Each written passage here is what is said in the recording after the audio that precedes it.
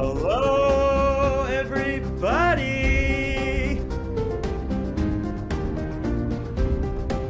Turn this up in our headphones, Charles. Yeah, you know I'll do it. You really broke your form there. Hello, everybody. One and all had to break the form because I am just so excited. My name is Charles, and with me today, as always, is my lifelong friend and co-host, Dylan. I'm ready to talk some fantasy with my friends, Charles. Yes, we say friends today because we have two very special guests on the Friends Talking Fantasy podcast today. We have Will and Ed from the Brothers Gwynne. Guys, thank you so much for being on the show. Oh, thanks for having us both on here. So I'm Will, and then I am Ed. Thank you. I'm ready to talk some fantasy with my friends and my brother. Yeah. There we go. We've got pumped, family, guys. We've got friends, we've got fantasy. What more do we need? Before we get into it, Brothers Gwynne, would you like to just take a moment and introduce yourselves before we get into the recommendations? Let's go for it. William, you do a good job of this. Oh, put me on the spot now. So we're brothers, son of John Gwynne himself, the man himself. We call him Papa Gwynne. And for the last few months, we've had a YouTube channel talking about books called The Brothers Gwynne, and we've really enjoyed it. And then here we are now. Nicely asked to be on this podcast. Yeah. Yes, no, you guys do some great recommendation series. You pitch books to each other. You recently dropped an episode on audiobooks, which like Dylan and I were like having a very similar conversation about recommending audiobooks. Yeah. And so we thought, what a perfect We didn't record it yet, though. You beat us to it. You beat us to it. But we thought, these guys appreciate a good book recommendation, and we love to talk about book recommendations on the Friends Talking Fantasy podcast. So what perfect synergy do we have today? Last week, we took to Twitter and we asked you all to submit recommendations for fans of John Gwynne. That is right, John Gwynne. And he recently released Shadow of the Gods, which we read and loved. And now we have the honor of having the Brothers Gwynne on as well. So that's the way we'll know if your recs are legit. If they get passed by the brothers, then it's all good. Yeah. We're just going to read them, and the Brothers Gwynne are going to do like a gladiator style, like side thumb, either up or down. It's not going to work well with the audio format in all likelihood, but we're used, they're booktubers. They're used to the video format, so you gotta give us a break over here. That's right. Well, guys, I'm super excited to talk about Dylan. Can you believe we're talking about John Gwynne with the Brothers Gwynne? What is happening? I'm so excited, and I think you just have to navigate us through some of these recs, Dylan. We just have to start talking about books. All right, I will start navigating. Let's do it. So, yeah. So, book recommendations for fans of the incredible John Gwynne. You folks came out, and where to start but with the great Benjamin of literature and lo-fi. Awesome dude coming out at Literature and Lo-Fi.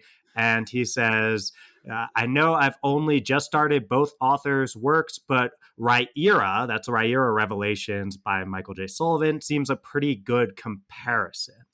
And yeah, that's a huge one. That's one that I've recommended in the past too. So it's, I think something that your dad does extremely well, Brothers Gwynne, is this balance of some of these like old school high fantasy feeling elements and the mysticism and just the love of world building and all those kind of things, but bringing it into a much more modern feeling writing style and dialogue and complex, morally gray characters. That's stuff that all stuck out in the Shadow of the Gods. And that's that sort of balance that John, should I say John? Is that yeah. You'd have to say Gwynne or the Jarl. The Jarl. I kind of want to say Papa Gwynne, honestly. I can't, but you guys get to say that. Do that. Join the family. We definitely want to hold up a shield in the shield wall. So I'll say John. Something that John brings is that incredible synthesis of it's like old school meets new school equals something much greater than the sum of its parts. And as part of why I'm such a huge fan of his work. And we're both huge fans of Michael J. Sullivan's work for some similar reasons, where Michael Sullivan brings more of like a medieval high fantasy, almost Tolkien inspired setting in the Right Era Revelations. But I think at its core, a lot of these like balance and synthesis elements are what makes it such a great rec. So yeah, I think it's an awesome one from Benjamin. Yeah, I think I'm going to say something a bit blasphemous. I've not actually read anything by Michael J. Sullivan, but it's something I've really. You're in a safe place, Will. But I've definitely heard when people have been recommending Michael J. Sullivan, it is that kind of mixture of traditional fantasy with a more modern take, taking some of the tropes and adding a twist to them. And if that's true, I think that's definitely something that Papa Gwynne himself loves to do. He said that he loves to take what he really enjoyed when he read fantasy as a child and as he grew up. And that idea of nostalgia as well. He's always loved those ideas. And then he's wanted to just put his own take on them. Yeah, the recommendation for Ryaria is coming up a lot when we hear about talking about old Greybeard's books. We call him when he's not in the room. So it's definitely very high on the list. Now, when people say traditional fantasy, I'm not too sure what exactly they mean, because I don't think I've read too much traditional. Obviously, I've read Lord of the Rings and some other things in a similar vein, but I'm not as experienced as some people are when they say that term. So that's definitely, again, high on the list to go and experience some more traditional. And thank you for the recommendation, popping it on top of the Great Mountain. Yes. This is great. I love that we have like our resident John Gwynne experts here to weigh in, because I'm just learning so much. And I would agree. I think, we talked a lot about our Year of Revelations recently with Peter the Swordsmith, great blogger from across the pond as well. And we caught up on the same thing. It's this idea of like, there's this sense of like adventure in a fantasy world that's willing to embrace creatures and these older, more classic fantasy elements, where a lot of modern fantasy is trying to shy away from that. And, things like Grimdark and all that are trying to get away from some of that too. So just trying to capture some of that nostalgia magic I see as a great parallel between the two. Mm-hmm. Yeah, that's a great word, Will. Nostalgia. Nailed it. And it does bring that up. All right, well, talking about nostalgia, we've got the wonderful fantasy book nerd at Fantasy Book Nerd coming in, who I lovingly call FBN, who writes incredible reviews. Definitely recommend giving Fantasy Book Nerd a follow. He came in with something that some folks might be nostalgic about, because he says, an oldie but goodie, Legend by David Gemmell. From the master of heroic fantasy, this was instrumental in my fantasy reading, and I think any fan of John Gwynne would like this. I mean, he had an award named after him. And then, Will, you had an awesome comment, so I think I'm going to turn it over to you and hear, what do you got to say about David Gemmell's work and how it relates to John's? I think 100%. David Gemmell is one of my favourite authors, and one of Papa Gwynne's favourites as well. Really fun fact is David Gemmell actually used to write a lot of his works in a cafe quite close to us. And before he became an author, he used to go and check in there, and he'd be like, "This is awesome that David Gemmell writes in here."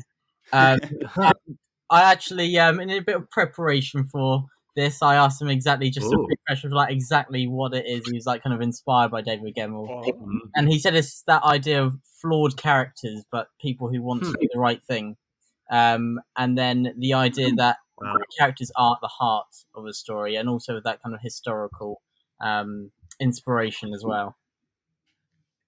Yeah, that's awesome. I love my only experience with John Gwynne right now is Shadow of the Gods, but I can see that so clearly when I read it. A lot of my favorite characters in Shadow of the Gods have that similar characteristic where they may be flawed in some ways, but the way they relate with other characters and their story arc throughout the entire book, it makes them more endearing, and it makes the story more engaging. So I love that comparison. It makes me definitely want to dive into David Gemmell, because Yeah. I'm not experienced with his work at all. So definitely piqued my interest there.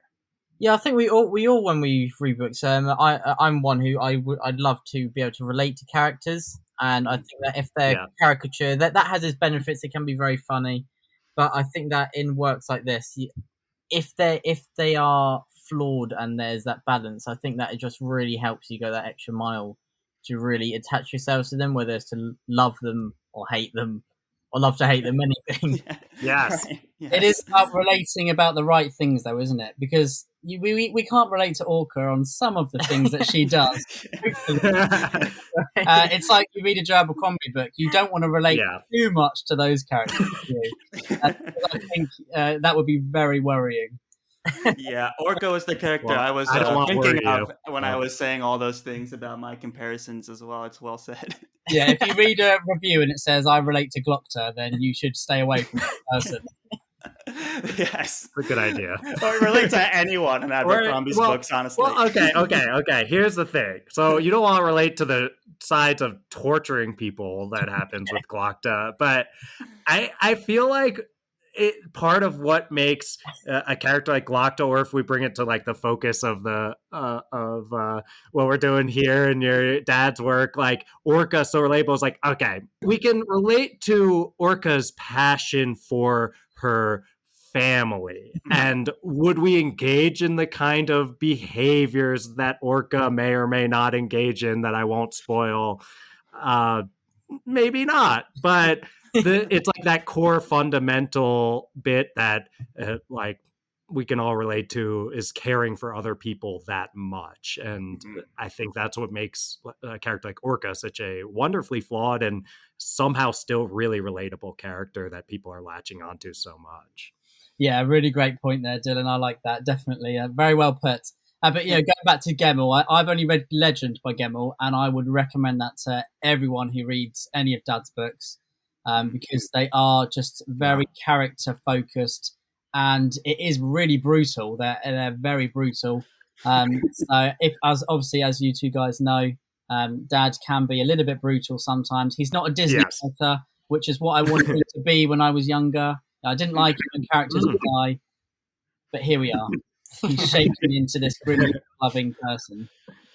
Yes, and even outside of Shadow of the Gods, I've caught in reviews for a lot of other works by John Gwynne, and everyone's like, "Oh, the ending, heartbreaking. How could you do this to me?" Stuff like that. So I get that sense very strongly that okay, this to me is actually quite interesting. I can't wait to get into more of his work for sure. Yeah, we've had to stop telling him who our favourite characters are, because when we do, they turn up dead the next morning. Oh no. He asks us, it's best to remain silent. No comment. Or tell him that you love the villains. Yeah, our favourite characters. Yeah. That's awesome. Oh man, that's so funny. I love that. Yeah. Who's next, Dylan? All right. Next we have Daniel John Newton at Dan New 10, like the digits 10 there in that Twitter handle. Very clever, Daniel. Very clever. I think Gwynne fans would enjoy Selby and Brian Lee Durfee personally. So I know I haven't read either of these authors. I know a bit about Adrian Selby, but yeah, guys, thoughts? Does anyone have? Yeah. Well, we've both read some Selby. We were lucky enough to view him on our channel. Yes. I've not read any Brian Lee Durfee, but I've seen some of his videos, and I love his energy, isn't it? Yeah, he's brilliant. Nice. His reviews are excellent. They're so funny. I think with Selby, I can definitely see why people would recommend him. I think that the conflict is brutal. I think that it doesn't glorify violence at all. And I think that Selby and Papa Gwynne both do that. So I can definitely see the relationship there, as well with characters being at the heart of a story. So yeah, I'd definitely say that. I've only read the one book by Adrian Selby. I read Brother Red, which was fantastic. Really, really loved it. Very different styles than basically anything else I've read, but it's definitely got those same key themes. I think that element of hope, that even when everything is crumbling around our characters that we love, Yeah. I think there is that vein running through it of hope. And maybe, just maybe, there might be a happy-ish ending. Yeah. At any second. We'll see. It's quite a tentative hope, but it is there. And I think that's something that both authors have, and they like to manipulate their readers with. Yeah, I think Adrian Selby is. I could definitely see that recommendation. He's got a very distinct style about him, and the aspects of his universe are very individual. But I think, like William said, and I think it'll crop up a lot during this video, that character work is really the kind of the focus, and world building and the plot comes second. And Selby's characters are definitely at the forefront of his storytelling, which when we interviewed him, he was definitely making a big point of, which is really good. I haven't read any Brian Lee Durfee, unfortunately, but when you watch one of his videos, it's like, okay, I've got to read this guy sometime. Yeah, and I may be completely wrong, but I think I've heard that his works are epic fantasy, so at least in that they directly relate as well. That's awesome. Well said, guys. Well said. I mean, Yeah. I've got nothing What am I supposed to add to that? It's like, when we interviewed him, this is what, right? Like, what are we supposed to add? Yeah, well, this is the thing, right? We got someone recommending Shelby's work, right? And then we have the guys that have interviewed Shelby and have lived with John Gwynne and were raised by John Gwynne. So I feel like there's not much more to try and add anything to follow up with that would be crazy. I think we just need another rec. Yeah, I feel like it's kind of cheating as well, because we're just saying exactly what they said and just repeating it. Yeah, we have cheat codes, sorry. I think you guys are synthesizing it all in a way that makes a lot of sense. All these points, the hope and stuff like that. I think that's something that is why people are latching on to your dad's work so much, is that, we talk a lot about Joe Abercrombie's work on here, and we latch on so much. And then we do talk to people who sometimes are like, I see why this is good, but I don't like reading Abercrombie as much because I feel like everything's just going to go to crap always. And there's like this cynicism and stuff like that. And, Charles and I are twisted enough where I guess that works for us. But you got to respect when people are like, no, like I want that glimmer of hope. And I always felt that reading The Shadow of the Gods, and and Charles and I are pumped about getting to The Faithful and the Fallen. It's like the book that people, besides people freaking out about Charles reading The Lies of Locke Lamora on Twitter, the other one that they want to, like Peter, who we were just talking about on that Rhaenyra episode, wanted to throw The Faithful and the Fallen books all the way across the pond. But we will get there. They are very much on our TBRs. We've just got Charles's super tight schedule, and I see that now. And we're all geeking out with our books over here. Charles and I have our wonderful The Shadow of the Gods with this freaking amazing cover going on. I was telling Charles, best book cover. I do my scale thing. Best book cover in the game. It's not even close in my opinion. Oh, we love it so much. Yeah, so awesome. I think it really does kind of create the tone and atmosphere that is The Shadow of the Gods. Right, and it's so disruptive from what we typically see from a fantasy book cover as well, too, which is what I'm just admiring it. I like the sense of scale, and I mean that in every sense of the word scale. The first off, if I know it's an audio format, but if you haven't seen The Shadow of the Gods cover, I highly recommend Googling it and taking a look. Just this giant dragon and this tiny person who's resisting it, like somehow, and it's that glimmer of hope, right? Even when you're facing a giant dragon, a sense that like it's worth like holding up your sword and trying to do something about it. And so sense of scale in that awe-inducing sense, but also the detail is freaking amazing, and literally the scales on the dragon are so well depicted. So that's that scale is what characterizes this one. I like that. Very punny, nice. Dylan. I like it. Yeah, when we first, I got a few puns in me. Yeah. When we saw the cover, we were just absolutely just gobsmacked, weren't we? And I think the cover for book 2 is going to be better. I'm looking forward to seeing that one. Did you say better? Better, I think so. They're talking about it together, so it's going to be pretty cool. Oh, consider me hyped. I don't, and it's better.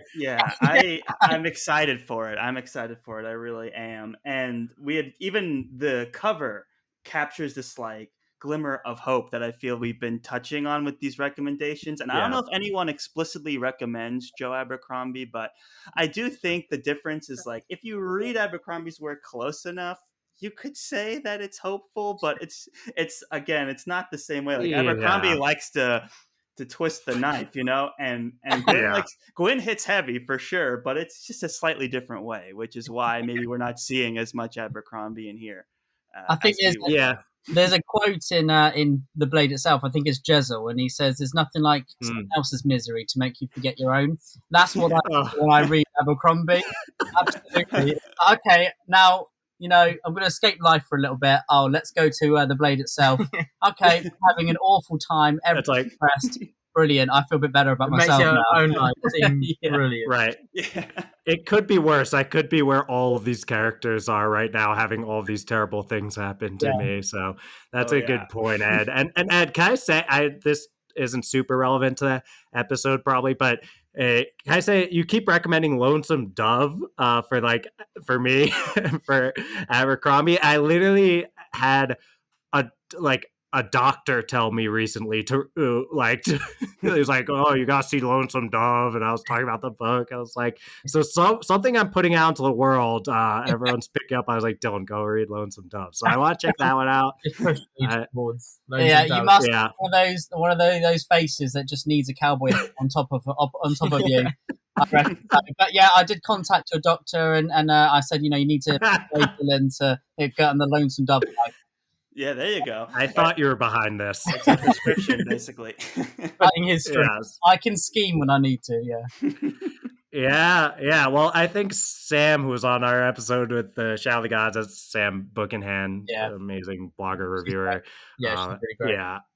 Yeah, she's incredible. She was also on that episode. I think she called your dad. I hope... Well, I know he heard the episode, so I guess he's okay. He definitely seems to love Sam like everyone else, and I think she called him the master of emotional manipulation, which isn't usually something you want to hear about your father. I assume, but we all agreed endearingly. Yes, it was endearingly. See, this is so it runs in the family, huh? I do agree with Sam though, because. Dad will say, "Can you do the dishwasher, Ed?" And I'll be like, "Oh, I don't really want to." And he'll say, "Okay, well, I'll kill this character if you don't." I'm like, "Okay." That's work like that. Absolutely. So I love it. Sam, I think she knows him pretty well. Oh, yes. Fantasy dad problems, it sounds like. That's awesome. Dylan, let's get another rec out into the world. Yes, let's get another rec out. So I'm seeing from Shelf Space Gossip at Bower Band, definitely James Islington's Lycanius trilogy. So this keeps coming up as a rec for us over and over and over again. It was the one, Charles, that we had called the New Wheel of Time to us, and then you said, let's finish the old Wheel of Time first. But I see Will. Will, is this the one on your TBR? I see that you said on Twitter need to dive into this series soon. Yeah, James Islington. It's one of those authors that you constantly have recommended to you. They just elude your grasp, and I really just need to hammer down on that and just dive in. So I know I can't really say too much whether I know if it relates or not. But again, epic fantasy. this is my drawback. Yes. And Shadow of the Gods, epic fantasy. I'm not sure. Do you know a bit more about it? You haven't read it. But... I was about to say I know nothing, and I was thinking, every time I see it pop up, I think I need to go and look into the blurb or something and see what the series is about, just see if it can hook me. And then I never get around to it. So this is going to motivate me to definitely go and do that. Yeah. So what I think is, when I've looked around at this series, I've seen a lot of these emphases on world building and that old school high fantasy sort of mysticism stuff that we've been talking about. And that's a big thing when they call it the new Wheel of Time. That comes up for me too, because like Wheel of Time is world building is one of the number one things that comes up for me or around it. And I would imagine, though, again, I haven't read this either, I would imagine that if they're calling it the new Wheel of Time, maybe it has some of these elements too that we've been talking about, like around Rhaenyra, fusing that old school love of world building with the new school, like let's bring in more characters and stuff. And I hope that, like Anius, because we will get to it eventually, I know, and I hope it brings the same level of grounding the world building in character experience that John does, that I love so much. So, And yeah. We use Goodreads quite a lot, and it gives, when you click on a book, it gives like suggestions of books that are similar. And James Islington always comes up, doesn't he? It's always nice. 1, 2, 3, 1, 2, and 3 in his series every single time. So it's obviously there's a lot of similar readers, and it's definitely something we need to listen to this. Yeah, it also sounds like there. I haven't read this trilogy either, but it sounds to me like there's also the inspiration of some of these more like classic storytelling, like fantasy elements, like magic, and again, I'm going back to like dragons Prophecy. and creatures and prophecy. Yeah, all of these classic elements that I think a lot of modern authors trying to tell a new story are either shying away from or subverting. Whereas authors like I see it in John Gwynne's work, and it sounds like it's in this work as well, is embracing it in its classic traditional sense and not trying to like, oh, it's not a dragon, it's like a guy who's, you know, malevolent or whatever. No, it's like literally a huge, cool, badass dragon. You know, it's like, what's wrong with that? If it ain't broke, don't fix it. So I think those kinds of elements, I see the connection there as well. That sounds good. I like that. Yeah. Awesome. Well, next up, I'm seeing we have Sarah from Fiction Fans giving a recommendation. We love Fiction Fans podcast. We have an upcoming collab where we're going to talk to them about Weird Sisters and Witcher, and just an awesome presence on Twitter. I'm sure y'all We look forward to listening to that. Yeah, we do. Excellent. Yeah. It's so cool. I just love that, like, everyone's supporting and interacting in the community. It's like anyway, so we're recording an episode and we got a recommendation, which is from Fiction Fans Podcast at Fiction Fans Pod. And Sarah said, I haven't read any Gwynne before Shadow of the Gods, so I'm not sure whether I can give a really accurate recommendation, but maybe Inda by Sherwood Smith. Again, I know I keep recommending the series, and I have noticed that, Sarah, for the epic scale and badass female characters. So I haven't read it, Inda. Like, raise your hand if someone has, or I'll just keep talking. So the thing that comes up for me is, epic scale and badass female characters. I mean, those two things. Yeah, exactly. Like the Shadow of the Gods. We were talking about Orca, especially earlier, is just like the epitome of badass female character right now. I think in modern fantasy, I would say feels basically synonymous with how I think of badass female characters. Orca. I think Orca is like this character that we're gonna remember for a very, very long time in the fantasy genre. Just like a freaking incredible character that's like not like any other fantasy character, and in the best way. So when I think badass female characters, I'm definitely thinking about Orca and your dad's work, guys, and I'm glad to hear that Sarah's thinking about that as well and recommending Inda here. And epic scale, we've talked about that, right? Like, it's so, I mean, the dragon on the cover. Yeah. Yes. And the book is true to it. In Doug's series, he does have giant bears that giants ride, so that's pretty epic as well. So we love our fantasy straight away. So that sounds pretty good to us. Excellent. Right. Yeah. And I just want to say, like Sarah says, I've only read Shadow of the Gods, so I'm not sure if I can give recommendations. Sarah, we've only read Shadow of the Gods, and we're talking to the brothers Gwynne and running the whole show. So please give some recommendations. And I feel the same way. You know, when I think badass female character, like in fantasy, Orca's on the short list for sure. And it's not just like, oh, what makes a character badass, that they can like fight people and kick butt and stuff like that. But I just love like her relationship with her family, right? She has a husband and a child, and they're just trying to exist in this world. And I just think the way that they're able to communicate and carve out their own identity in this world that does everything in its power to fight that alone is badass, whether you can beat people up or not. So I just am a huge fan of all of that. And so if this recommendation that Sarah's coming at us with, Inda by Sherwood Smith, I would love to read it. So thank you for the rec. Yeah. Thank And you. shout out to Elvar. Yeah, Elvar deserves some credit, right? Like Elvar's character in the Shadow of the Gods, that like also badass female character. Orca is such a personality that I think like it makes sense, and she does get more page time. I imagine it feels that way for sure. But Elvar is a character that resonates a ton for me, and I want to make sure that she gets her due in this badass female character. Yes, that's a good point. Shout out to Elvar. I think Orca is like the Punisher, basically. So she's going to take the spotlight. In book 2, I think Elvar is actually my favourite character. Ooh. So, yes. Dylan, you were championing Elvar from the beginning in our Shadow of the Gods book discussion. So I'm excited for both of us, but especially for you. Me too. With that little drop. Yeah. And I just love her plight. I won't get into it because it's kind of spoilery to even say. It's so hard to restrain yourself. It is, yeah. We love characters who we understand their motivations. That's the way to get around it. And I think with Elvar, nothing is going to stop them getting to what they're aiming for. No. If it means their life, then they will do it for whatever reasons they have, won't say. That's something that makes them pretty epic as well. Yeah. Well said. I agree. I think Elvar is very interesting, and motivations is the word for sure that I think of too. Is like complicated motivations, and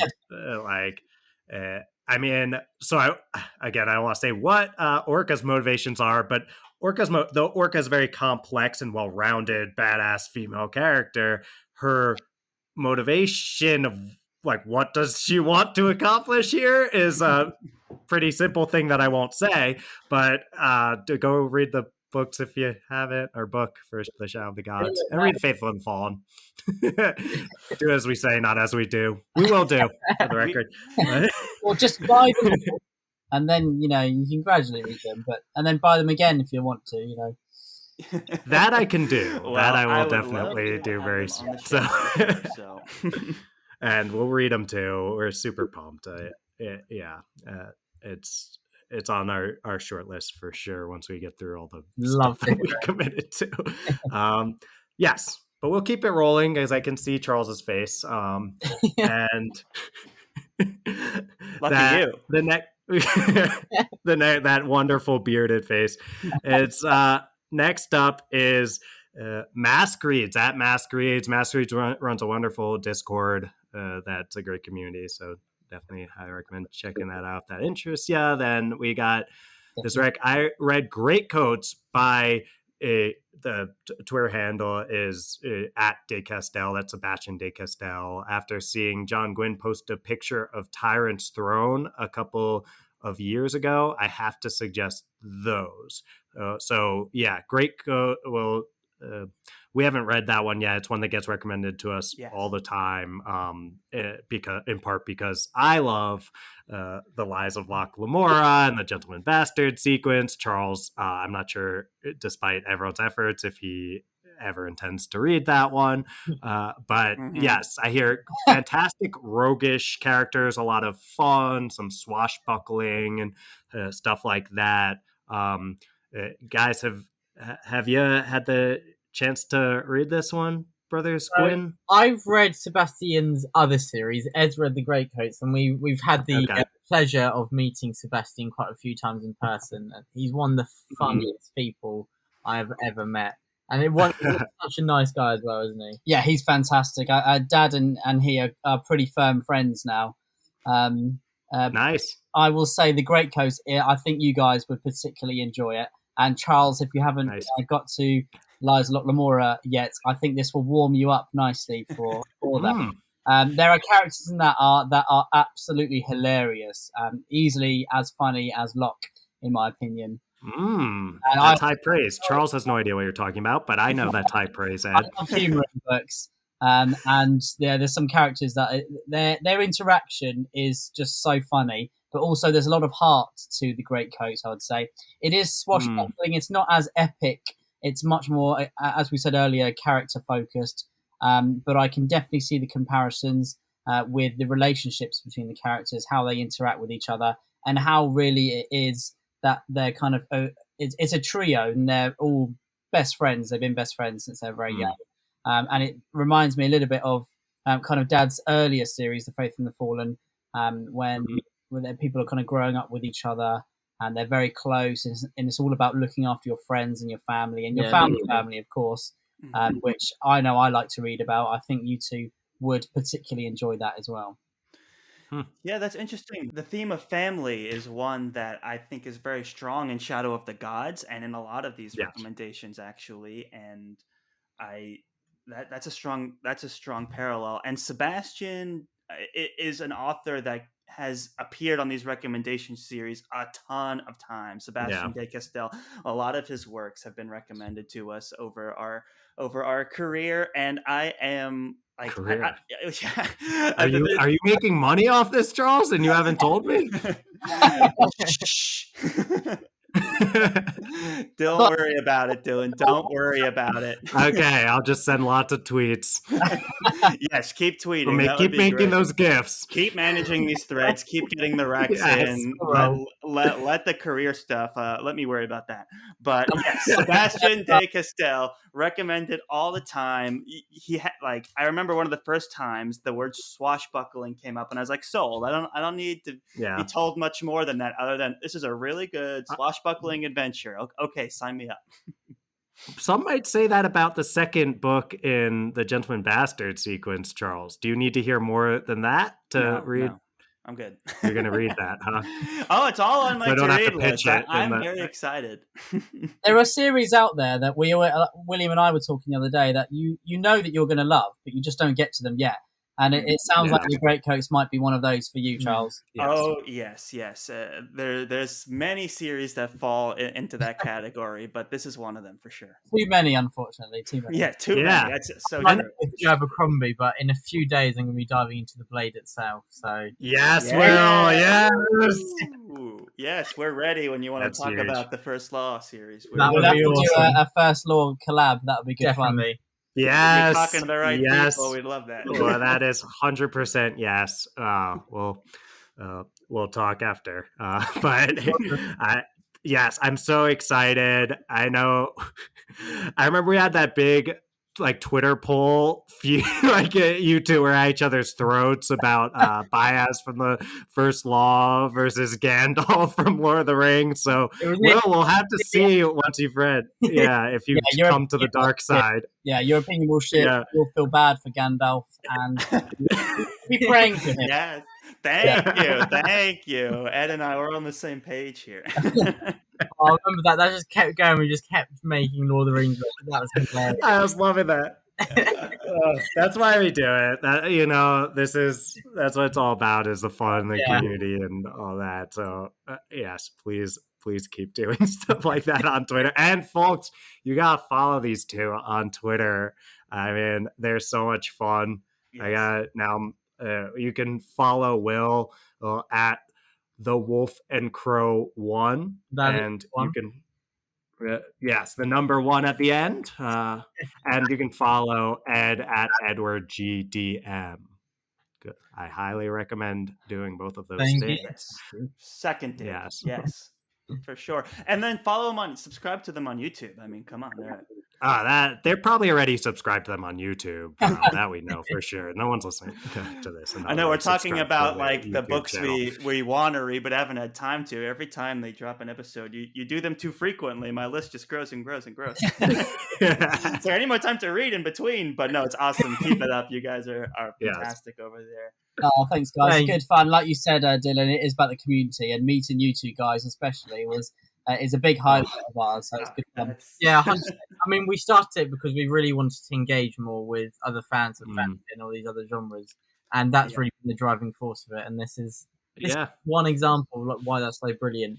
That's well said. Oh, We thanks. feel the Well same edited. way. Collaborating is the most fun thing that we get to do, and the thing we're most thankful for. So, but we're not even. We're talking like we're winding down, but that couldn't be further from the case. We have so many fantastic recommendations for fans of John Gwynne to get through. You can feel a little bit of an urge to just hang out. Yeah. It's like the first time we're on a Zoom call together. We're just trying to hang out, get to know each other, but also Charles is like, we're recording an episode. So for the sake of Charles, I'm happy to keep it loose and keep talking. I just don't want people to think that we're like about to play the sweet outro music. You know, we have so much more to say. The night is young here, people.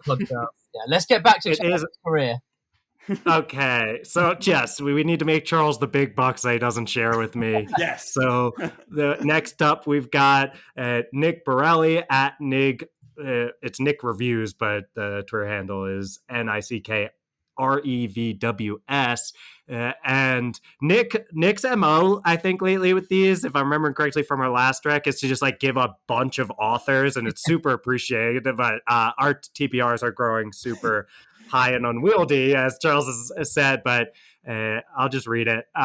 If you like John Gwynne's books, I would recommend these authors: David Gemmell, Miles Cameron. Miles also known by his real name, Christian Cameron, but in the fantasy and sci-fi realm, Miles Cameron. We're currently reading Artifact Space and freaking loving it. We just interviewed Christian recently, and he's the coolest guy ever. Like, how is he this cool? He's so awesome. Yeah, and I mean, do we just pause to talk about Christian now, because you just opened the floodgates? I saw on Twitter recently, Ed, that you had finished Artifact Space and you were talking with Christian. I'm about 20% in. It's super exciting, and I just wanted to get your Will's guys' heading thoughts. that way if he hasn't started yet too, right? Well, I've begun now, so we're all in the same. Nice. Welcome to the club. We're on the same great ship. Working that in there. Very nicely done. I'm not a sci-fi nerd whatsoever. And one thing I think that I love about Christian's writing is all the detail. Now, when I read his series, one of his historical fictions, there was so much detail that I went out and joined a medieval reenactment society. Or the Red Knight, that was a great one. I love that one. And the medieval period kind of took over my life now. Changed your life. Yeah, he has changed my life for the better. Absolutely. Wow. But I think life-changing, everyone. Life-changing. This will ruin your wages. I think Artifact Space is really good, and I loved it, and I'm really looking forward to book 2 as well.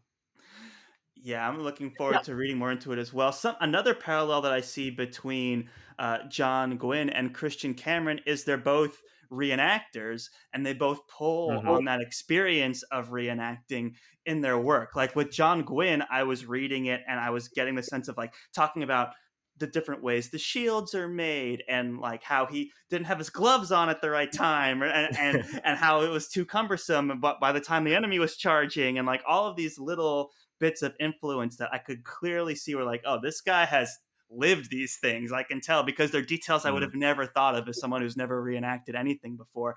And Christian Cameron brings a lot of that too. I know we're reading his science fiction, but he draws very heavily on his experience with swords and medieval combat in the series. So in those ways, I think they're unique in that way. And I could see recommending Christian Cameron easily for fans of John Gwynne.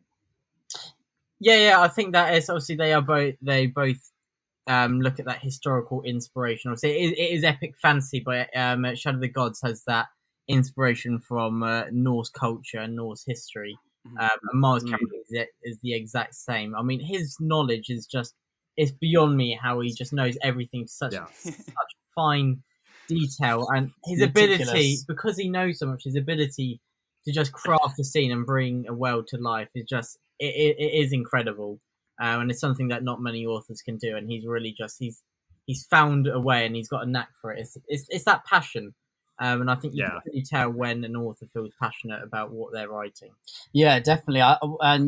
I think Christian and Dad both bring to their writing their passions and also their morals and their feelings about life as well. Like you said earlier, Charles and Dylan, that there's lots of family threads throughout the Shadow of the Gods, and that comes into play a lot in the Faith and the Fallen as well.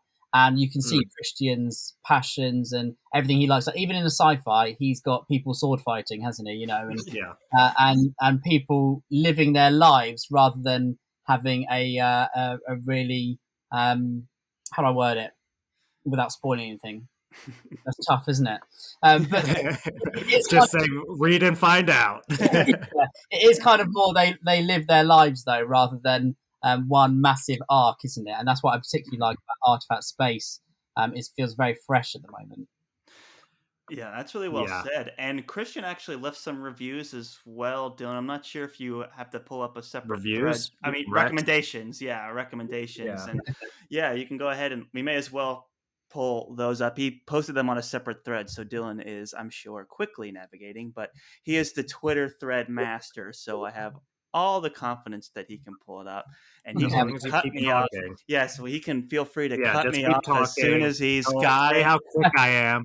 So okay, I think I've got it. So great. All right, Christian came in. Oh yeah, he pulled a Nick style. Let me just throw some authors your way. He said at Evan Winter. Evan Winter. That's okay. Evan Winter's work is. I'm like far away from my mic doing this. Okay, Evan Winter's work is like the same kind of thing, like sitting on my bookshelf, like knowing I'm gonna love it from everything everyone says, while also like I haven't gone to it yet. Please, Dylan, you very excited. Round to the Rage of Dragons. Oh my word! Seeing that Dylan did a Gladiator GIF, I think it's very apt. Yeah, I think if we link it into obviously, so Shadow of the Gods, John Gwynne, I think that the Rage of Dragons, there's again those key themes of family and friendship, and also anger. Lots of anger. Little that going around in the Shadow of the Gods too. So anger and revenge to the full. And I think it is interesting how it also looks like quite differently to a lot of other things that I've read. It looks like at whether is vengeance worth it. It's like I know that you need to do this, but what is doing to you and everyone around you? Like, come on, like, is it worth it? And it's like there's no winning situation, and it really engages you with those characters. I mean, if you read The Rage of Dragons, it's going to be a roller coaster of emotions. So brace yourself, but it will be worth it.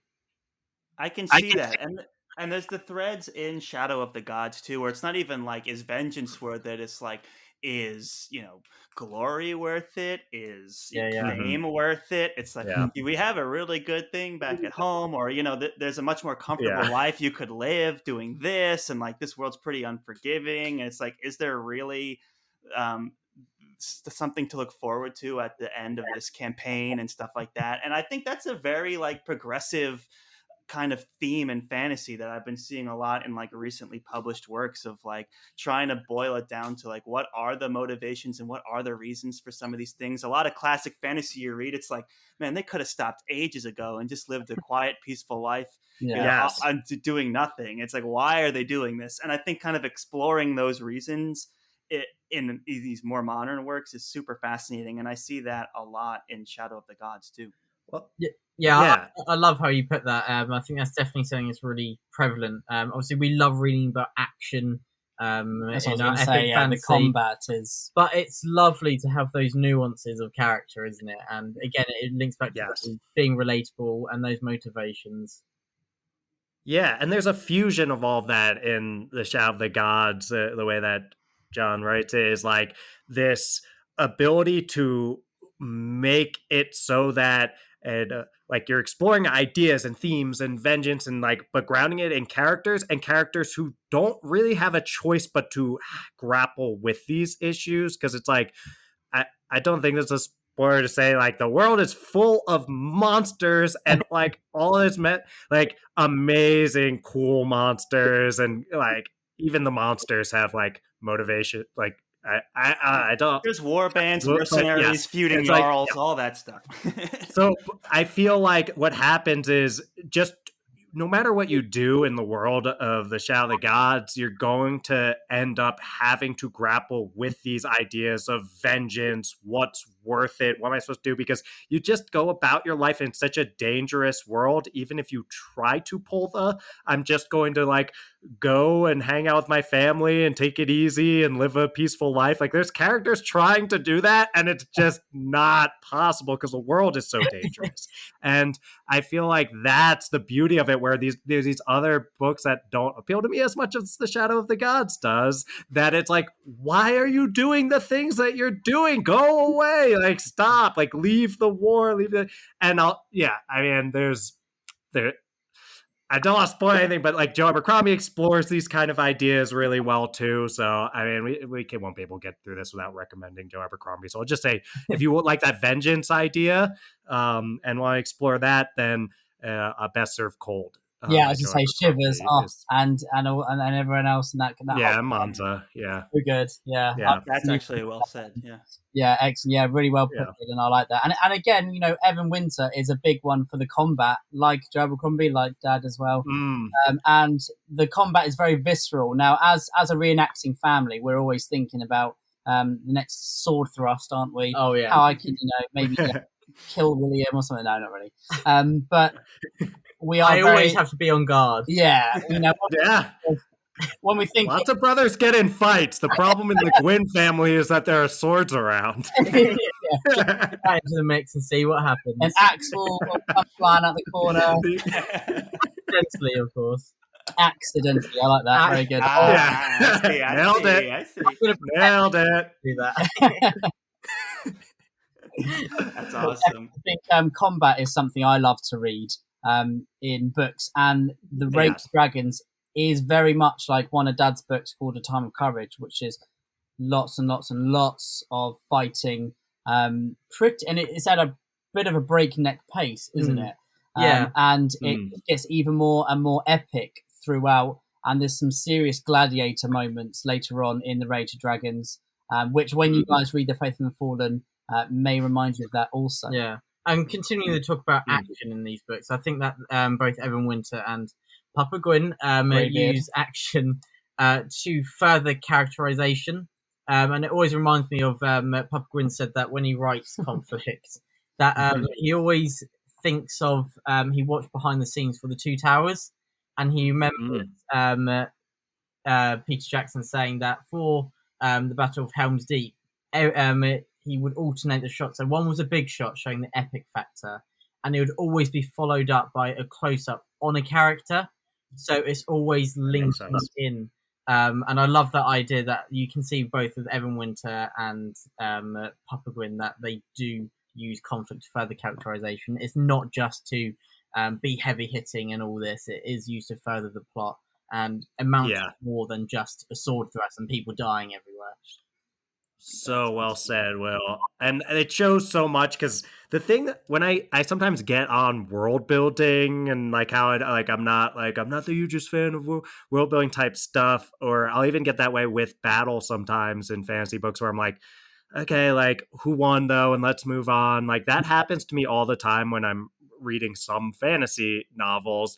And my issue tends to be with world building for world building's sake, and also like battle for battle's sake, like, oh, we need a fight scene here because they're bored or whatever. And it's like the thing that I love about John's work, and that it sounds like Evan Winter does in the Rage of Dragons, is to have those things happen, because that's part of the character's story and journey and what's happening to them. And then there's this thing, we didn't talk about this probably enough, which is how freaking amazing the fight scenes and battle scenes are. I know we've talked about some, we've kind of circled around, but I just want to say that is one of the things that sticks out to me so much is in your dad's work, that he made me realize how much I can really love fight scenes, even if they were just for fight scenes' sake. I would love them because they're so cinematic and well written,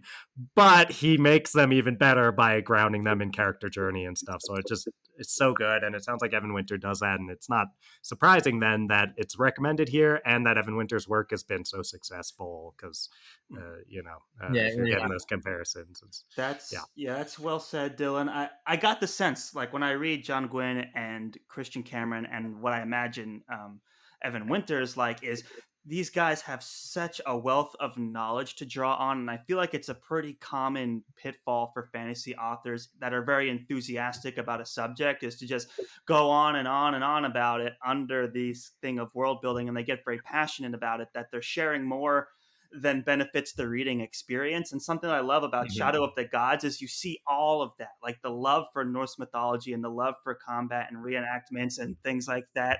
You just love that. But the issue then becomes like you don't go too far into it. He knows like how to pull in the reading experience and to deliver on story.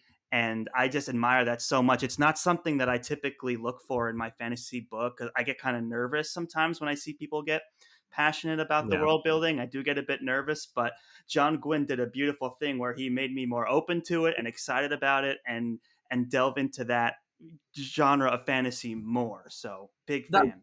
That's really well put and really interesting. I think that it's as with anything, it's about balance, isn't it? Yeah. You need plot, character, world building. You need all of these aspects, but they need to be to a certain extent, don't they? You want to drip feed it, don't you? And you want to have the reader longing for more. And I asked Dad, I say, how did you do this? And he's just like, I don't really know. That's what all the greats do, right? I'm like, okay, show off. And we're trying to learn how can I just did it. But I think it's very. They make it look easy when they're that good. Yeah. No, I think Dad, it's very natural for him. But I think he thinks very clearly about films as well that might inspire him as well. So such as Braveheart. I think he's always talking about Braveheart and how that inspired him, especially in the early days of writing, and how just the world and the cultures were drip fed, and you find more and more. I'm not sure if you two guys have seen the film, but you find more and more out throughout about the cultures and the different people and the characters and the world as well. And it's all about, like you said, William, having a balance. You've got your action set pieces and you've got your slow time character moments, but you've also got the world building that is very individual to that particular film or book. Yeah. And I think that if something is drip fed, I think it also shows a confidence from the author, doesn't it? That they don't feel like, chuck all this in because we need to let the reader know about everything already. I think that if you suspend it, it can create that tension. And it shows that they have the confidence to just say things when it feels organic and natural. Yes.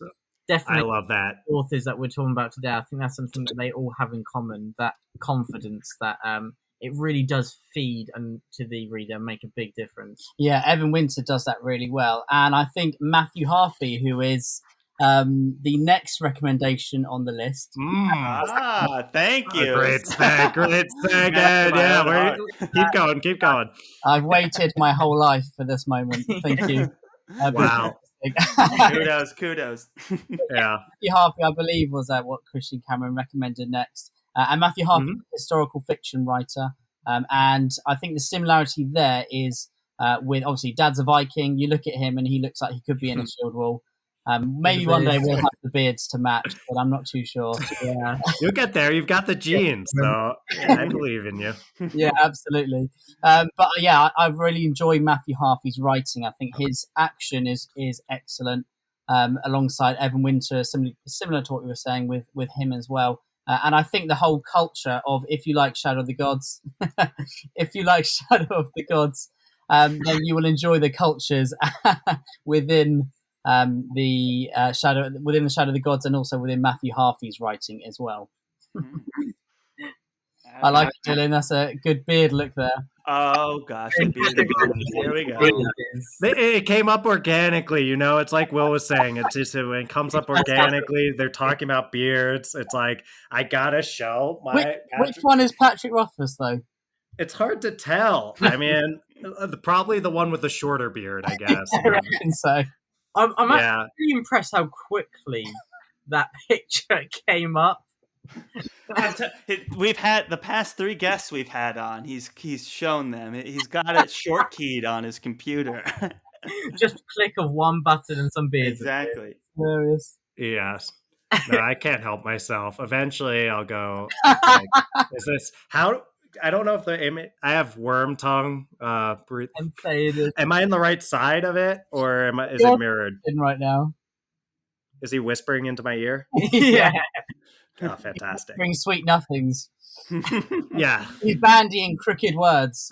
Yeah, you know, someone with the name Worm Tongue is whispering just nothing but pleasantries, I'm sure. I mean, how can you meet someone called Wormtongue and think, "Oh, I'm going to strike a great friendship"? I should make this man my advisor. Yes. His first name is literally Grim. Like, come on. The Grim Wormtongue. Yeah, Tolkien didn't always have the best subtlety when it comes to his naming conventions, I'll say, but Yeah, we do I don't owe see him any a lot characters like that in Shadow of the Gods. There's no one like evil McBad guy on the. Apart from I was going to say a spoiler, but you just can't. But there's not enough talk about food in fantasy, is there? But I think there's a lot of Definitely food not. in the Shadow of the Gods. I love the food conversations. Oh God! This we probably have thrown this well off Charles's rails and tried to save us. I know. This is what happens when I'm asked to drive an episode. So, all right, we haven't gotten through Christian Rex yet. We're like in the middle. We're in the middle of Nick's Rex too. So, all right, Matthew Harvey sounds like a great rec. Ben Galley, who I've seen recommended all times, another rec from Christian Cameron here, and I mean, I can't speak to Ben's work, but I know people are loving it, and I bet I'm sure that will too. And then we've got another and he's enjoying that, so nice. That's awesome. Yeah, and Giles Christian. Christian. We love Giles Christian. Oh, okay. He's historical fiction. Yeah, he's historical fiction again, but he's got quite an epic factor to his works that most historical fiction doesn't. And he is writing about Vikings, that Norse period. And also Arthur. And Arthur, yeah. And Giles Christian is another who his just wealth of knowledge is outstanding. Nice. His prose reminds me of Robin Hobbs. That's high praise. Yeah, which is fantastic. It feels very poetic when you're reading it. And just the choice of vocabulary throughout just has you pondering and really leaves you thinking. And it's like, wow, okay, that was a very nicely delivered sentence.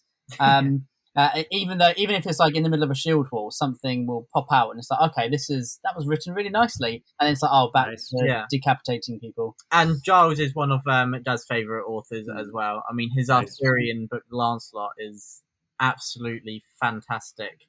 I think that. Again, characters at the heart of it, friends, family, the through line of hope, and despair. And I think it's also a good idea, if we're talking about historical fiction, to mention Bernard Cornwell as well. I mean, I think Bernard Cornwell may be, alongside Tolkien and David Gemmell, they're probably Dad's favourite 3 authors of all time. They can just a swig of drink there, need that boost. I think that Bernard Cornwell writes about a similar period of history. Not sure if you've watched the adaptation of The Last Kingdom on Netflix. No, I have not. Well, that's something you need to do. That shame. You need to shame on you. Yeah, you give me the shame Game of Thrones that I've seen right now. But talking about Bernard Cornwell, it is that kind of core of the world is brutal. You love the world, but I probably wouldn't want to live in the battle plains, in the Shadow of the Gods, and I wouldn't want to live in 9th century England either. It's something to look at from and admire from afar. But I think that again, it is the idea of the characters at the heart of the story. And I think obviously with Dad being so inspired by history, if we talk about the Faithful and the Fallen, he is inspired by Caesar's move into Gaul and his conquering of those tribes, and the emergence of the Roman Empire. I think that inspiration from history, that links into a lot of historical authors as well. Yeah. That's wow. awesome. Thank you guys. Yeah, this is you guys are so awesome. I feel like I won tickets to like a front row live recording of a Brothers Gwynne video. So I'm like, yeah, just go. And then I'm like, oh, I'm supposed to be like doing stuff. That's well said, Um, Dylan. So all right, the other rec was Angus Donald. Y'all are nodding, so I'm gonna let y'all do your thing. Yeah, I've not actually read any Angus Donald, but he's another historical fiction author who Dad really has enjoyed his work. I think he did a series on Robin Hood. Yeah, and he's moved into the Viking department now as well. Yeah, he released a book recently. That should be in a clothes store, shouldn't it? This is the Viking department. Yeah, that would be cool. But children's Viking department. Yeah. That's what we're trying to bring in now. Okay, Vikings. Check out. It comes recommended. So it's coming. Yeah. So Christian Cameron, those are those recs at Phokion with a number 1 at the end with a PH in Phokion, and great recommendation. Yeah, he's an awesome follow with a bunch of great recommendations, like y'all are saying. And if you follow him, check out those writing fighting videos and check out the guy who keeps posting GIFs of Christian Cameron under them, and give him a follow too. I wonder who that is. So yeah, it could be anyone. Next up, we've got a recommendation from a longtime listener and awesome dude, Wise Fool. That's at W153Fool. It's very clever. It looks like Wise Fool with those digits in there. And Wise Fool recommended Belgariad. I don't know if I'm saying it right. I know this is like a classic work, but I've only seen it written. Is worth a read. It's a classic tale with little new to the genre, but a story well told and a simple magic system. And that's yeah. I think I'm right in saying that I think I'm saying Ed said earlier that we haven't actually read too much traditional fantasy. Yeah, we have read this one, but I think the Belgariad is traditional. I'm too hasty to read the old stuff sometimes too, so I feel yeah. I mean, there's just so many new releases. When William was really young, I think you must have been about 8 or 9. Yeah, he read the Belgariad, which is by David Eddings. I think is 4 books. Is it 5 books? There we go. And rather than reading it and then moving on to something new, he read it again. And then he read it again. Okay. And then again. That's awesome, though. William, are you going to move on to something new? You know, how about this? And he was like, I think it'll be. So I think he read it 6 or 7 times. It carried on until wow. I'd read it every 4 or 5 months until I was probably 15. And so it was one of those that I really loved. Well, how much of your personality do you attribute to this series? I said that Miles Cameron has changed his life with obviously making him reenactor. I think that David Eddings, he was my life for a long time. I would always just have a copy of the any one of the books from the Belgariad just with me, just out of the pocket. Oh, I've got a spare 30 seconds. I remember making characters from the Belgariad on Oblivion. On the game before Skyrim. So that's how much, Skyrim. Yeah, so that's how much it affected me. There's a particularly merchant character, isn't there? In that, Silk. It's Silk, and he's very funny. So I made a merchant elf, as you do. Yeah, I think. But yeah, they're very accessible fantasy. Again, they are traditional. I don't know how much I would enjoy them now. Obviously, it might be a bit of nostalgia creeping back in, which is not a bad thing whatsoever. But I'm not too sure. William, you can probably tell me more if you've read it more times than you've had hot dinners. Definitely, there is. I think it's a lot more light-hearted than the Festival or the Bloodstorm. But I think that there is the mixture of gravitas and the serious tones, along with some humour. In the Shadow of the Gods, Svik. I love some of Svik's stories, and he's yes, I'd say. Yeah. Another fun fact: that humor actually based largely on Ed himself for his humor. So that's why he's hilarious. I buy it. Yeah, I think I told Dad Svik's my favorite character, and then he thought, how can I make his day better? And he said, he's based on you. I'm going to. I think it's more to do with the obsession with cheese. Is that an Edism? Yeah, Cheese obsession. Play Skyrim, and I would have a stick of cheese next to me, just and a block. just gnaw at it. Like a stick. So was it like the string cheese? Like, I don't know if that made it across the pond. So we have you have no idea what I'm talking about. a whole variety in a basket. So Just yeah. Pick any. I mean, in That's chat, Oh wow! you've got people dying, you've got family, friends, you've got monsters, and you've I mean, And cheese. what And more could you ask for? giant troll testicles. So That's in there. It's Pendulous. pendulous, I mean, isn't it? so I think Pendulous. if anyone is looking for fancy recommendations and they've been thinking, I need something that has troll testicles in, Yeah. which obviously a lot of people must walk around thinking. Yeah. I've actually Most days. tweeted at John Gwynne, and I saw you guys reply. Like, one of the things I regret about our John Gwynne book discussion was I didn't bring up the line where I'm going to paraphrase, but he's like the pendulous troll testicles, and I remember reading that being like, what? So I have to talk about this with Dylan, and I can't believe we had a whole hour and a half long conversation about Shadow of the Gods, and we had so much to say that didn't make it to the episode. I was like, no, I forgot about it. It's like when you see training montages for like Rocky, and doing all their hiking training montages. Oh. Yeah. So yeah. I see you're dipping, ducking, and dodging over there, and you never know where those pendulous things will start swinging. You start hitting us out of the way. If we disappear from camera view, you know what's happened. I feel like I just got some redemption finally bringing that up and getting to talk about it. So, I feel good. Yes. So, Charles, there's always redemption and hope, just like in the wonderful work of John Gwynne. So let's keep these Rex coming with more from Nick, who we jumped away from because he mentioned Miles Cameron, and you knew that was going to send us on a tailspin to talk about. Alley to go through. Yeah.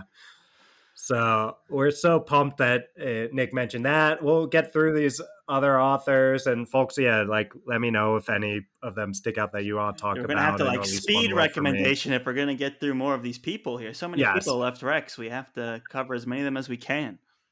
We will do that. Brian Ruckley, Paul Kearney, Catherine Kurtz, Stephen Lawhead, and Anthony Ryan. Anthony Ryan is the one that sticks out to me. Bloodsong, incredible book. I just really love it. It does have a lot of these elements, that stick out to me as grounding a love of world building and in a character experience, this willingness to go high fantasy while never forgetting that you're telling this more modern story. And that's, I'll keep banging the war drum, if you will, for that about John's work. So I think that's a great recommendation. Yeah, well, Valen Elsawna, one of the greatest characters of fantasy of all time, just hands down.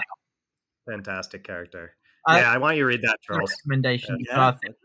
I haven't heard of a few of them, and I haven't read anything by them. But Brian Ruckley, I know Dad loves his work. So I think Winterbirth, yeah. And so that's all really I can say with that. But he loves his work, so maybe there's a few similarities there. Awesome. Yeah. So next up, we've got Nils at Nils Reviews It. Nils is over at the Fantasy Hive, refers to herself as social media empress for the Hive, and writes awesome reviews and manages that account.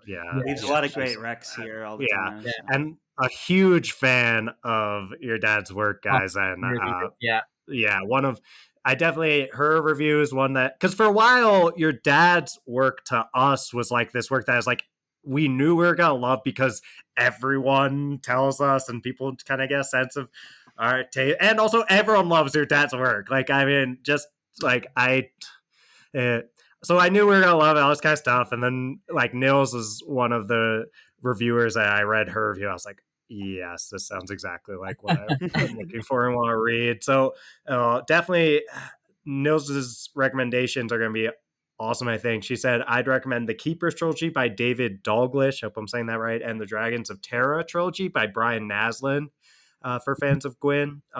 Dragons of Terra is one that I own an ebook copy of that on Nils's recommendation. I think it's got it sounds like, and Nils would be able to say it's a lot better than me, I'm sure, but sounds like this like balance of these like like creatures like dragons and stuff like that with these more complex characters and more like nuance than some of what we think of with the older work. Guys, yeah, any thoughts on these ones, or I've keep not rolling? read anything by David Dalglish. I know I've seen Yeah. the cover of his first book and it looks awesome. So that's one that's on my TBR. But it is crazy how some of the covers just they really draw you in, and that's one of them. And that's Yeah. not as much as I can say for those two. Although Brian Naslund, I think that he's I've heard a lot of great things about him as well.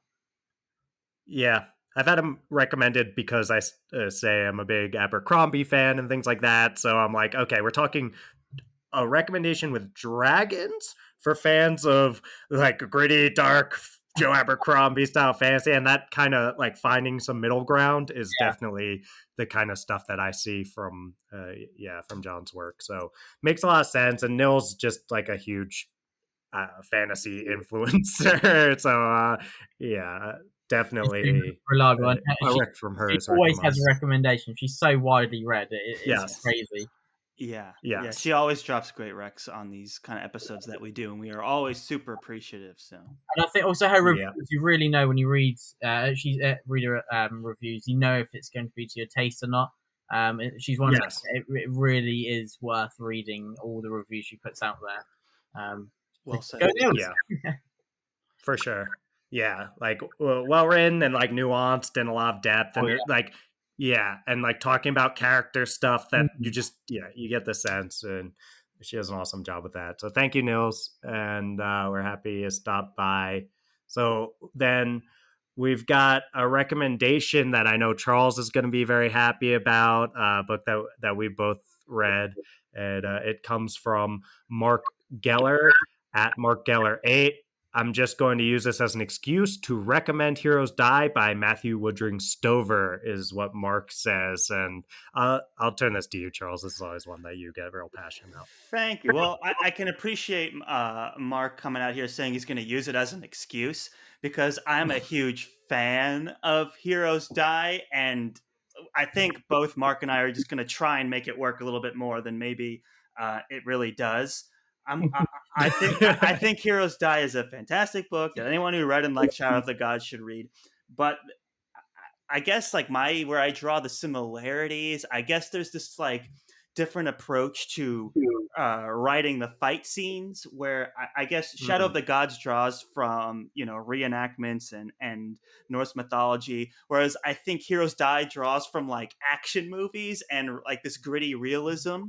So they're slightly different, but I think a fan of one is going to love the other, and I think that's a huge push. And then also I think just going further into this theme of violence and being like, how much of is this pursuit of violence really paying off? Like, when do I pull back? When do I go in? Those are the ways in which I would say they're similar, beyond just both being really good books. You've sold it to me, Charles. I have seen the cover, I think, of Heroes Die, and I think people widely say it's one of it's not the best of covers, but they say it's one of the best books. So that's always good to know. And it shows that sometimes looking at the cover doesn't quite represent what is within the pages. Yeah, I mean the title grabs me more than the cover. The title I think is great. Yeah, doesn't hold up to Shadow of the Gods, but the story's great. The cover, that's something. When I think of Heroes Die, I actually do think of this balance that we've been talking about, and it was very ahead of its time. I feel like time and stuff like that is catching up to this idea of like being able to have these high fantasy settings, which is what Heroes Die does. Heroes Die is very complicated. It's like sci-fi elements, but also high fantasy world, medieval style, Tolkien-y type stuff. And so it's got a lot of that going on, but then with this gritty, dark, nuanced hero that has a lot of violence to him and all those kind of things. And I think that is a big reason why I'd recommend it for fans of John Gwynne, is like seeing what it's like to make all of these elements come together in a way that just feels right, even though if I told them to you on paper, you're like, how can you do all of that? But yeah, it's that balance and that what in the tennis biz Oh we would boy, here call we an go. all court. Yeah, an all court game is kind of how I think of your dad's work as this. You guys are there in what we would call soccer jerseys, and I think you would call football kits. How'd I do? Yeah, I like Yeah, I know that. Okay, nailed it. so you're over there. Yeah, if you like tennis at all, Yeah, Yeah. you do, yeah. you probably heard of a guy named Roger here we go. Federer, arguably the Maybe best once tennis or player of all twice. time. Yeah. So something for those who aren't fans of tennis listening, Roger Federer, something they would call his tennis style would be like an all-court game. So it's like there's a bunch of different shots in tennis: forehand, backhand, serve, volley, right? All this different stuff.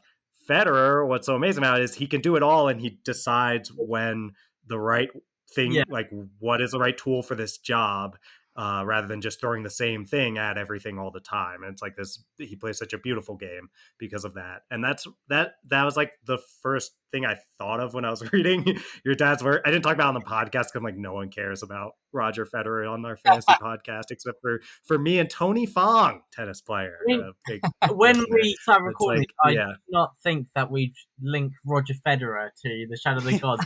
You've done it in such a way where Honestly, I would. If you told me that was going to happen, I'd be like, I'm not that surprised. Dylan is capable of bringing tennis into any conversation. One of his many talents. Yes, it's true though. It's that ability to. It's true. Bring it all, all the different stuff together, and no one okay, Charles. I will also say about to bring it back to Heroes Die. Yes, it does a lot of things great, much like Roger Federer. He's also easy on the eyes too. He's got it all. Roger, yeah. Are you talking about Papa Gwynne? Another thing they have in common. I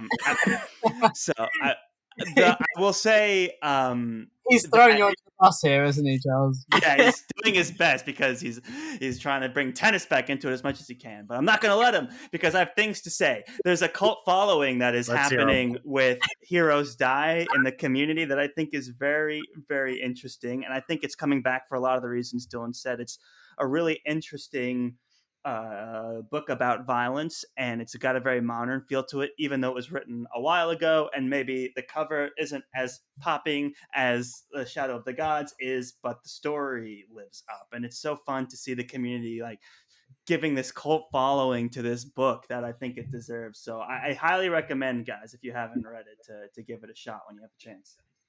I will add it to my basket. Yeah, I will definitely be doing that. Woo! It's a great one. Two more. It is. That's awesome. So then next up, we have a recommendation from Richard Willie at Wombative. Nice handle. Love Gwynne's work, especially Shadow of the Gods. My favorite fantasies are The Last Call, Malzahn Book of the Fallen, and Nif the Lean. The series that Gwynne seems most evocative of is The Winter of the World by Michael Scott Rohan. The only thing I've read stuff from in there is Malzahn Book of the Fallen. I've read the first 3 books. I think it's supposed to be pronounced like Malazan or something, so I apologize to anyone who's hurt by what I said earlier with Malazan. But I'll say that the love of world building is the number one reason why I would connect those two. And I think that if you're a huge fan of the way that John is bringing this passion and this love for world building to every moment in The Shadow of the Gods, I think that you can follow the trail to Malazahn Book of the Fallen and find a lot of passion for world building from a guy. I think he's got an anthropology background, if I'm remembering correctly. Yes. Is that right? Archaeology, something? Right, yeah. Sorry. Yeah, one of those. I'm sorry. Is it anthropology? I think so. So either way, one of those things. Steven Erickson, and seems like a really nice dude who's interviewed by the Green Team podcast. And just seems like a really insightful, smart dude, and a lot of love of world building. Case, I think, as well, is really interesting. Mm-hmm. Yeah. So thank you for the Rex, Richard. Next up, we've got And Ben Kahn at Ben Idealist. Gwynne is a favorite author, and the most similar reading experiences I've had in terms of high emotional investment in characters, brisk pacing, great action, and tight plotting are, I don't know if I'm going to say this right, Temeraire by Naomi Novik, Rhaenyra books by Michael Sullivan. We got that one again. Great rec. And then Mistborn / Stormlight Archive by the great Brandon Sanderson. So, Brandon Sanderson Rex coming in here. What do you guys think of that one? See, Ed has never read any Brandon Sanderson. Ed. No. Wow. I mean, I've only read the first installment. I'll find a way to forgive you, but that's William, I find it shocking, actually. William's acting like I've read 0. You've read 1. Okay, it's so more than double. There's a world of difference there. There's a world of difference. It's like you can say, "Oh yeah, I mean that's what we're doing. We're like we've read the Shadow of the Gods, and we're like, let me tell you why this is a great recommendation." So it's like, yeah, we know what that's like. We knew we needed to bring you guys on to actually talk about this stuff. But yes, tell us, Will, because Ed's still waiting to get there. Yeah, I think that obviously epic fantasy, isn't it? And I think that also, I think that the writing styles in Brandon Sanderson and Papa Gwynne is something that everyone can engage with, and really enjoy. And I think that is something that is very accessible. I think that you are really engaged with the world, and they are very individualistic worlds, but they find a way to engage the reader and guide you along so that you're not just thrown into the deep end. I think that they both challenge you slightly, and you have to engage with the politics and everything that is going on. But I think there is the idea that you aren't just being thrown under the bus. Fantastic characters to both. I mean, I've only read the first installment of the Stormlight Archive. What's your favourite Brandon Sanderson book? The Way Up. Oh, a great choice. That's actually a lot of people's favorite. So, Will, I never would have. Yeah, I never would have guessed that you've only read one, because that's such a great summary, a great way to compare to. Yeah, you're picking up on something that I mention a lot when I get the opportunity to talk about Brandon Sanderson. Something like an aspect of like talking about writers, and especially in fantasy, that I love to bring up is the reader experience. And I don't think there's anyone more generous to, or thinking more consciously of the reading experience than Brandon Sanderson. He makes sure that every scene, every plot point, every intricate magic system detail is presented in a way that makes it enjoyable for you to read, and you don't have to feel like you're missing anything or you're forgetting something, that you have to know anything.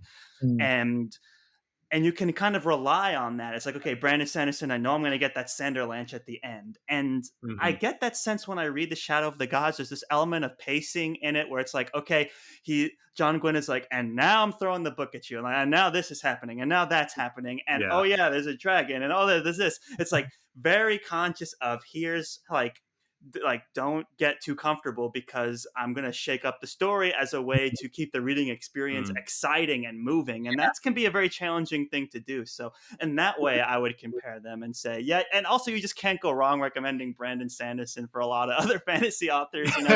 Very prolific guy. There's a book out there for everyone, I think, that's into fantasy from Brandon Sanderson's work.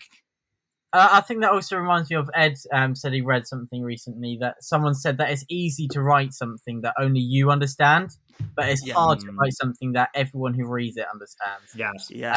William Faulkner. Ed read a book by William Faulkner, and he said, I have no idea what's happening. So he read a review. I've been there before, for sure. Not with William Faulkner. I haven't read anything by him. I mean, Malazan has a reputation of being a bit of a challenging read, so that's just the one I'll throw out there as a common example. I have definitely had that experience with Malazan, and I know, like, that's why a lot of people read getting it. better. That's why people read it. They like to dive into it. But for like Sanderson's work, and even like a sense of John Gwynne's work, it's like you can jump in and feel comfortable and not like you're like missing something or need to go back and look at the map, you can. It's all there for you if you want to get into it. Yes. But it doesn't sacrifice from the story and from the characters, which That's the beauty of it, I think. It's that ability to, like, people can enjoy it. This is both for what we've read from John Gwynne's work in The Shadow of the Gods, and all the Sanderson that I've read has this experience too, is the ability to enjoy it at multiple levels. You can enjoy it at the very surface level of like cool fights and fun world building and characters doing interesting things, or you can go to that next level of like, what is going on with this person and their complex motivations, or like the different rings on the shield, and the battle formations, yes, the mead and and making the porridge. Yes, and for Sanderson, it's like all the complexity of the magic system and how it works, because he has it down to a science in the same way that like John is drawing from this incredible reenactment experience and making you able like, that's what we've got. Christian Cameron, who's a freaking expert at this stuff, who's like, it loves your dad's work, all this stuff, because he's looking at it at that level. And that's something that, one day when, Christian offered to teach us a little something about all this stuff. And maybe me and Charles can take you on in a 2-on-2 duel one day or something. But so we'll do a 2-on-2 duel and in a shield wall, then we can do a doubles tennis match. Oh gosh. Okay, so I think here's what I think is we'll have to go one FTF member with one Gwynne actually to make it fair for this battle here, because if it's me and Charles against you two, we're gonna be flat on our asses in our armor.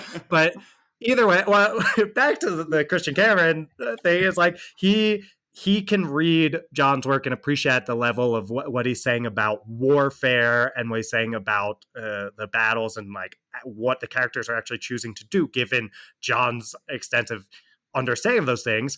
And me, I'm into psychology. That's what I do when when I'm not helping Charles build his career in FPF, and and the that's the thing, is like, for me, the place where I feel like I can engage deeply with both Sanderson's work and John Gwynne's work is at this like character level of this deep understanding of psychology, whether you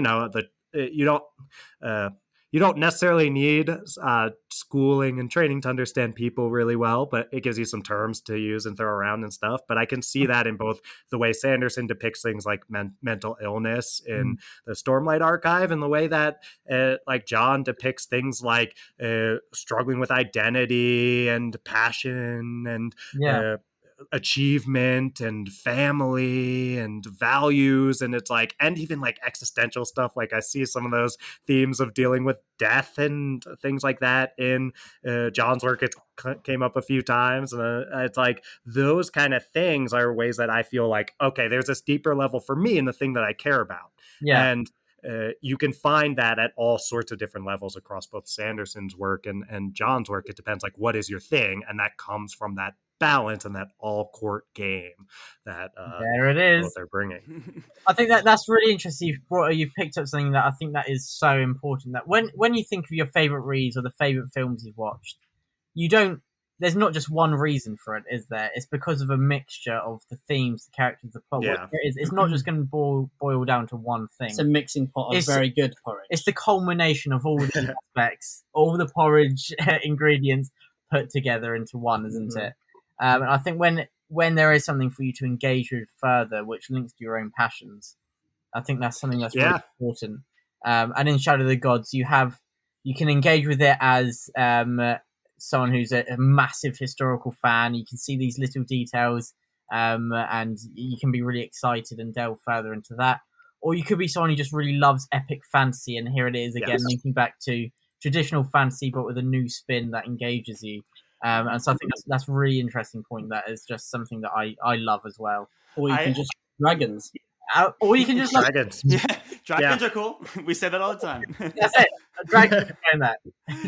And that's what has me so excited about Shadow of the Gods, a book that came out within the past 2 months. It's like I just love the trend that it's setting in the way it balances like classic fantasy with these modern ideas of and themes, and it just makes me so excited about like where the fantasy genre is going. And I think that's all a huge part of it, this idea of embracing these themes and these characters and having these levels of enjoyment for fans. That's not just like, oh, super grim or super, magical and powerful. It's like there's other things going on, and we can love all of it. We can still love dragons and fighting, but we can bring it to a real place. And I think that combination of accepting the classics and loving like what we all love fantasy for, these great fantastical things that are happening, and be honest to those, and still find a way to tell a new story in, the year 2021. So that's what makes me so excited about Shadow of the Gods and